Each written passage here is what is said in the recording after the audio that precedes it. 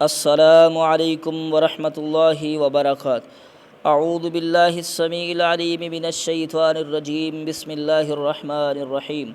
محترم سامعین و ناظرین، آپ سب کے علم میں یہ بات ہے کہ ہم نے الحمدللہ اہل بیت اطہار کی عظمت پر ایک بک کو شروع کیا ہے، جس کی ٹرانسلیشن کر رہے ہیں، اور اس کے پیچھے مقصد یہ ہے کہ ہمارے دلوں میں اہل بیت کی عظمت اور محبت اجاگر ہو جائے۔ اور اس پرفتن دور میں جب اہل بیت کی عظمت کو گرایا جا رہا ہے، لوگ اہل بیت کی عظمت کے نعرے تو لگاتے ہیں، لیکن اصل میں دشمن اہل بیت، جو اہل بیت کے دشمن ہیں، ان کا دفاع کرتے ہیں۔ لہذا الحمدللہ صحیح مسلم اور صحیح بخاری اور صحیح مسلم میں جو احادیث ہیں جن میں حضرات اہل بیت کی عظمت کا ذکر ہے، الحمدللہ اس کتاب کو ہم ریڈ کر رہے ہیں۔ یہ کوئی درسی کتاب تو نہیں ہے، لیکن اس کتاب کو پڑھنے اور سمجھنے کے بعد آپ لوگوں کے دلوں میں اہل بیت کی محبت مزید اجاگر ہو جائے گی۔ اور اگلی بات سن لیں کہ اہل بیت کی محبت کے بغیر ہم جنت نہیں ملنے والی۔ ہم ہر نماز میں پڑھتے ہیں اہل بیت پر اللہم صلی علی محمد وعلی آل محمد، نبی علیہ الصلوۃ والسلام کے اہل بیت۔ پچھلی ہم نے 2 حدیث پڑھی ہیں جن میں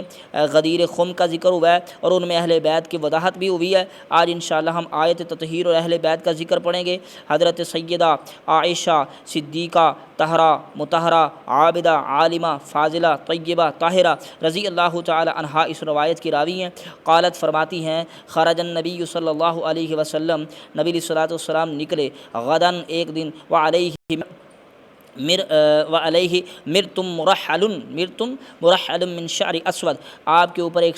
سبز جو ہے سیاہ رنگ کی چادر تھی جو سیاہ رنگ کے بالوں اور اون سے بنی ہوئی تھی۔ فجاء الحسن بن علی، حضرت حسن بن علی رضی اللہ تعالی عنہ وعلیہ السلام آئے نا، فادخلہ، تو اللہ کے نبی علیہ السلام نے اپنی چادر مبارک میں، اپنے کمبل مبارک میں حضرت حسن رضی اللہ تعالی عنہ کو داخل فرما لیا۔ ثم جاء الحسین، پھر حضرت حسین آئے، وہ بھی فدخل معہ، جلدی سے اپنے نانا کی چادر کے اندر داخل ہو گئے۔ ثم جاءت فاطمہ، پھر حضرت فاطمہ رضی اللہ تعالی عنہا آئیں، فادخلہا، آپ نے انہیں بھی داخل کر لیا۔ ثم جاء علی، پھر حضرت علی رضی اللہ تعالی عنہ آئے، فادخلہ، آپ نے ان کو بھی داخل فرما لیا اپنے ساتھ۔ ثم قال، پھر کہا، انما یرید اللہ لیذھب عنکم الرجس اہل البیت ویطہرکم تطہیرا۔ اصل میں اس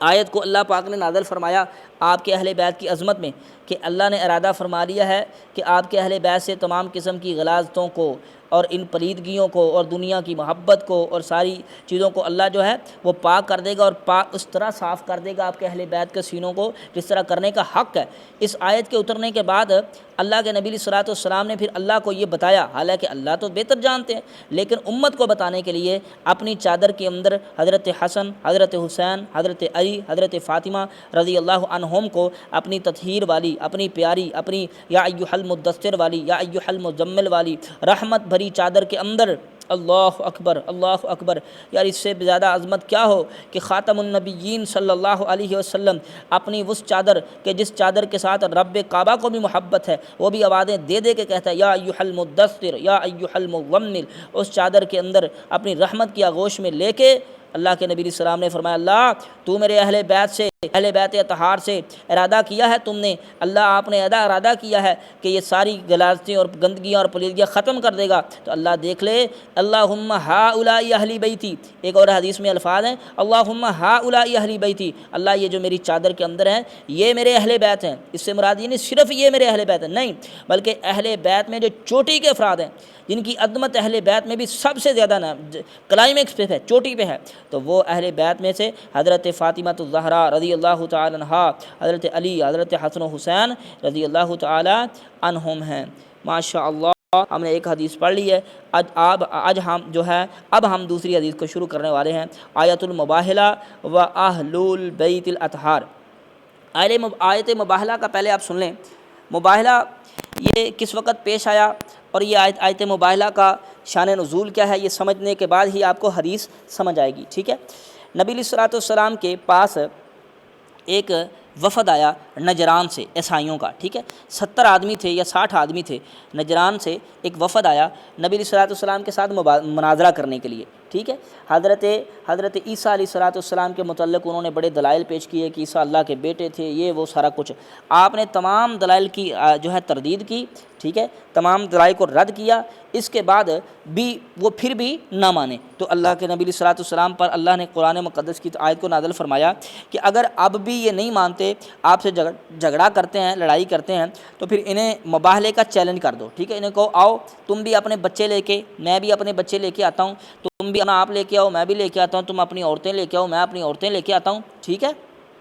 تو پھر ہم جو ہے کھلے میدان میں جاتے ہیں اور وہاں پہ جا کے یہ اعلان کرتے ہیں اللہ کے سامنے کہ اللہ ہم میں سے جو جھوٹا ہے وہ سچے کی زندگی میں تباہ ہو جائے، برباد ہو جائے، اس پہ لعنت ہو، اسے کہتے ہیں مباہلہ، ٹھیک ہے۔ تو یہ آیت مباہلہ اتری ہے نا، تو اس میں اہل بیت اطہار کی عظمت کیا ہے وہ انشاءاللہ ہم پڑھیں گے، ٹھیک ہے۔ حدیث نمبر 4 ہے اس کتاب کی، ٹھیک ہے، آیت مباہلہ اور اہل بیت اطہار رضوان اللہ علیہم اجمعین۔ عن سعد بن ابی وقاص رضی اللہ تعالی عنہ، حضرت سعد بن ابی وقاص رضی اللہ تعالی عنہ عن ابیہ اپنے باپ سے بیان کرتے ہیں، قال انہوں نے کہا امر معاویہ بن ابی سفیان، حضرت معاویہ بن ابی سفیان رضی اللہ تعالی عنہ نے حکم دیا سعد کو، ٹھیک ہے، فقالا اور کہا ما منعک، کس چیز نے منع کیا تجھ کو، ان تسب ابا تراب، یہ کہ تو گالی نہیں دیتا ابو تراب کو۔ ابو تراب کون ہے؟ حضرت علی رضی اللہ تعالیٰ عنہ، اور حضرت علی رضی اللہ تعالیٰ عنہ کو یہ لقب کیسے ملا انشاءاللہ آگے احادیث میں آئے گا، ہم پڑھیں گے۔ اچھا یہ بات آپ سن لیں، یہاں پہ میں وضاحت کر دینا چاہتا ہوں، ڈنڈی نہیں مارنا چاہتا، مجھے اہل بیت سے محبت ہے، اہل بیت کا جو بھی مخالف ہوگا اس کی جو بھی غلطیاں ہوں گی وہ جو بھی ہوگا اس کو بیان کیا جائے گا، ٹھیک ہے جی۔ حضرت معاویہ رضی اللہ تعالیٰ عنہ کے دور میں یہ غلیظ حرکت شروع ہوئی کہ ممبروں پر، ٹھیک ہے، ممبروں پر جو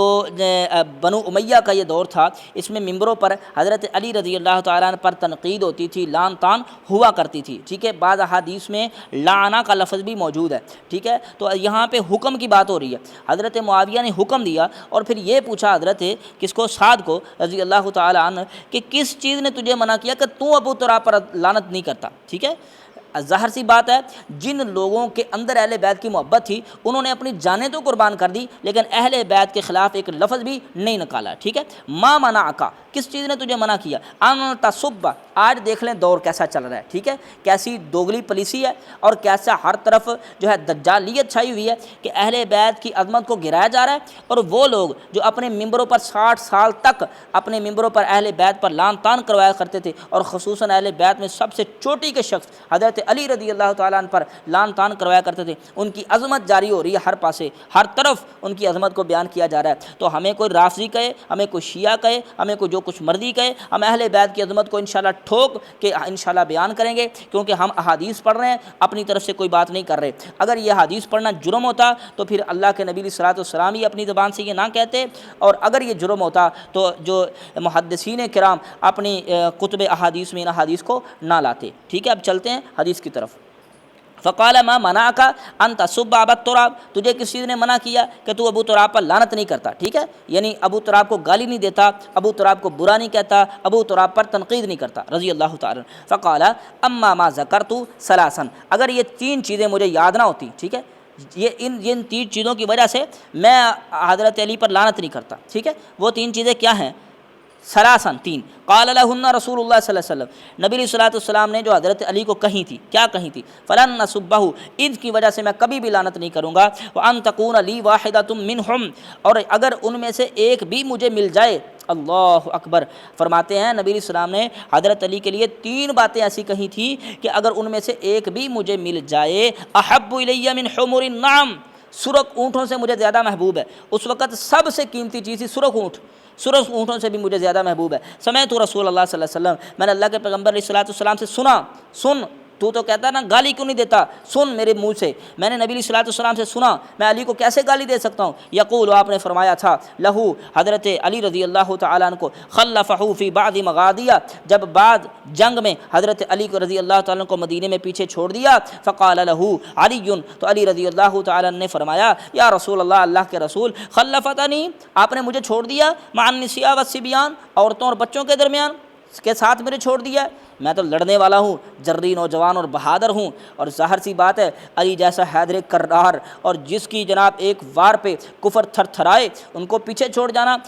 واقعی بڑی تعجب والی بات تھی۔ فقال رسول اللہ صلی اللہ علیہ وسلم نے فرمایا اما ترضا، کیا اس بات پہ تو راضی نہیں ہے ان تکون منی بمنزلۃ ہارون من موسیٰ، کہ تیرا مقام میرے نزدیک وہی ہے، تیرا رشتہ میرے نزدیک وہی ہے جو حضرت موسیٰ علیہ السلام کا حضرت ہارون علیہ السلام سے رشتہ تھا، یعنی موسیٰ علیہ السلام کے ہارون علیہ السلام بھائی تھے۔ ایک تو بات یہ ہوئی، اور دوسرا حضرت موسیٰ علیہ السلام جب 40 دن کے لیے تورات لینے کے لیے کوہ طور پر گئے تو پیچھے بنی اسرائیل کے پاس کن کو چھوڑ کے گئے؟ حضرت ہارون علیہ السلام کو۔ اللہ اکبر، اللہ اکبر۔ اب بھی کسی ناسبی کو، کسی اندھے کو حضرت علی کی عظمت سمجھ نہ آئے تو پھر اس کے اپنے نصیب ہیں۔ حضرت علی رضی اللہ تعالیٰ عنہ کے بارے میں اللہ کے پیغمبر علیہ السلام فرماتے ہیں علی تیرا مرتبہ میرے ہاں وہ ہے جو حضرت موسیٰ کے ہاں ہارون کا مرتبہ تھا۔ اللہ اکبر۔ لیکن ایک بات سن لے، الا انہ لا نبوۃ بعدی، حضرت موسیٰ علیہ السلام کے بعد تو حضرت ہارون علیہ السلام نبی تھے، لیکن آپ کے بعد میرے بعد کوئی نبی آنے والا نہیں ہے، پہلی بات۔ اور فرماتے ہیں سمعت، اور میں نے سنا، یقول یوم خیبر، اللہ کے نبی علیہ السلام خیبر کے دن فرما رہے تھے لأوتین الرعیۃ رجلا یحب اللہ، میں کل انشاءاللہ، اللہ کے نبی علیہ السلام نے خیبر کے دن فرمایا میں کل ایسے بندے کو پرچم دوں گا کہ جو اللہ کے ساتھ محبت کرتا ہے ورسول، اور اللہ کے رسول کے ساتھ محبت کرتا ہے، ویحب اللہ ورسولہ، لیکن اللہ اور اس کے رسول بھی اس کے ساتھ محبت کرتے ہیں۔ اللہ اکبر۔ علی میں تیری عظمت پہ قربان جاؤں، اللہ کے نبی علیہ السلام نے فرمایا میں کل اس بندے کو پرچم دوں گا کہ جو اللہ اور اس کے رسول سے محبت کرتا ہے، صرف وہ نہیں کرتا بلکہ اللہ اور اس کے رسول بھی اس کے ساتھ محبت کرتے ہیں، محبوب بھی ہے اور محب بھی ہے۔ اللہ اکبر، اللہ اکبر۔ قال، تو صحابہ کرام نے فرمایا فتطاولنا لہا، ہم نے اس جو ہے منصب کو پانے کے لیے آپس میں بڑی کوششیں کی۔ اللہ اکبر۔ ایک روایت میں ہے حضرت عمر رضی اللہ تعالیٰ نے فرمایا اس سے پہلے مجھے امارت کا کبھی شوق نہ پیدا ہوا، لیکن اس دن جب نبی علیہ السلام نے فرمایا کہ وہ اللہ اور اس کے رسول سے محبت کرتا ہے، اللہ اور اس کے رسول اس سے محبت کرتے ہیں، اس کو میں پرچم دوں گا، تو حضرت عمر فرماتے ہیں پھر میرے دل میں یہ خواہش پیدا ہوئی کاش یہ امارت، یہ پرچم مجھے مل جائے۔ اللہ اکبر، اللہ اکبر۔ تو نبی علیہ السلام نے فرمایا ادعوا لی علیٰ، علی کو بلاؤ میرے لیے رضی اللہ تعالیٰ، فأتي به، حضرت علی کو لایا گیا، اور مدہ آپ کا جو ہے آنکھ میں درد تھا، آنکھ کی تکلیف تھی، وبصق فی عینہ، آپ نے اپنا لعاب مبارک ان کی آنکھوں میں لگایا، فدفع الرعیۃ الیہ، تو آپ نے اپنا جو ہے وہ پرچم حضرت علی کے ہاتھ میں دیا، ففتح اللہ علیہ، کئی دنوں سے جو خیبر فتح نہیں ہو رہا تھا، اللہ کی رحمت سے حضرت علی رضی اللہ تعالیٰ کے ہاتھ میں فتح ہوا۔ وَلَمَّا نَزَلَتْ هَذِهِ الْآيَةُ قُلْ تَعَالَوْا نَدْعُوا أَبْنَاءَنَا وَأَبْنَاءَكُمْ، اب آگے وہی جو ہائیڈنگ دی ہوئی تھی نا کہ آیت تطہیر میں، اب تیسری بات حضرت سعد بیان کر رہے ہیں کہ میں نے نبی علیہ السلام سے یہ بھی سنا تھا اور میں اس بات کو بھی جانتا ہوں جب یہ آیت نازل ہوئی قُلْ تَعَالَوْا نَدْعُوا أَبْنَاءَنَا وَأَبْنَاءَكُمْ، آؤ تم لے آؤ، بلاتے ہیں ہم بھی اپنے بیٹوں کو اور تم بھی لے آؤ، ٹھیک ہے۔ دعا رسول اللہ صلی اللہ علیہ وسلم، تو اس وقت نبی علیہ السلام نے کس کو بلایا؟ علی رضی اللہ تعالیٰ عنہ کو، و فاطمہ تھا، اور فاطمہ کو، و حسنا و حسینا، حسن اور حسین رضی اللہ تعالیٰ عنہما کو بلایا۔ فقال اللہم ہؤلاء اہلی، اللہ یہ میرے اہل ہیں، اللہ یہ میرے گھر والے ہیں۔ میں اللہ نے کہا کہ ان کو کہو اپنے بیٹوں کو بلاؤ، اپنے بیویوں کو، اپنی عورتوں کو بلاؤ، اپنے بیٹوں کو بلاؤ، خود آ جاؤ، اپنی عورتوں کو لے کے آؤ۔ اللہ میں حسن و حسین کو لے کے آ رہا ہوں اپنے بچوں کی جگہ پہ، اللہ میں اپنی عورتوں کی یعنی بیٹی کی جگہ پہ حضرت فاطمہ کو لے کے آ رہا ہوں، اللہ اکبر، اور حضرت علی کو لے کے آ رہا ہوں، حضرت علی رضی اللہ تعالیٰ، حضرت فاطمہ، حسن و حسین اور حضرت جناب فاطمہ رضی اللہ تعالیٰ کو لے کے آ رہا ہوں، اللہ یہ میرے اہل بیت ہیں، اللہ اکبر۔ اور یار حسن و حسین صرف نبی کے جو ہے نواسے نہیں تھے بلکہ نبی کے بیٹے تھے، قرآن کی آیت سے وعدے ہو گیا۔ اللہ اکبر، اس سے بڑھ کر کیا عظمت و شان ہوگی اہل بیت کی۔ اللہ ہمارے دلوں میں اہل بیت کی عظمت کو اجاگر فرما دے۔ الحمدللہ ہم نے 4 احادیث پڑھ لی ہوئی ہیں، 2 اس لیکچر میں، 2 پچھلے لیکچر میں پڑھی۔ ان حدیث سے اللہ ہمارے دلوں میں اہل بیت و اطہار کی عظمت کو اجاگر کر دے۔ ہاں یہاں پہ میں بات کی وضاحت کر دوں، اس نے کہا کہ تو کیوں نہیں لعنت کرتا، تو حضرت سعد نے کہا کہ میں ان 3 چیزوں کو جانتا ہوں اور میں نبی علیہ السلام کی ان 3 چیزوں کو، احادیث کو جاننے کے باوجود علی پہ کیسے لعنت کر سکتا ہوں۔ نعوذ باللہ، استغفر اللہ، استغفر اللہ۔ ہمیں اللہ ایسے غلیظ کاموں سے 100 کو دور رکھے۔ اللہ اہل بیت اطہار کی محبت ہمارے دلوں میں مزین فرما دے۔ گامزن کر دے۔ اللہ سے دعا ہے اللہ ہمیں سمجھنے کی توفیق نصیب فرمائے۔ وآخر دعوایا ان الحمد للہ رب العالمین۔